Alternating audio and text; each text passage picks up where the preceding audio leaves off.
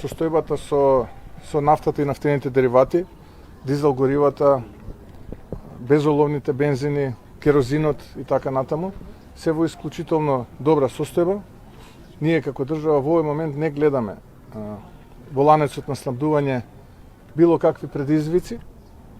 Во постојана координација сме со снабдувачите и од тој аспект ние не гледаме опасност за нашите граѓани и за нашите бизниси. Има доволно количини и во државните резерви, но и во цевководот, кој што го поврзува Солунското пристаниште со рафинеријата Окта, кој што е веќе функционален и оперативен. Така што не само што имаме доволни количини за нашите граѓани и бизнеси, зголемена е потрошувачката во одредени пикови од денови до 30%, поради тоа што голем дел од граѓаните на соседните земји доаѓаат кај нас и точат гориво. Притисокот е најголем на северната, јужната и западната граница. Зошто? Затоа што кај нас се убедливо најевтини и дизелот и безоловните горива.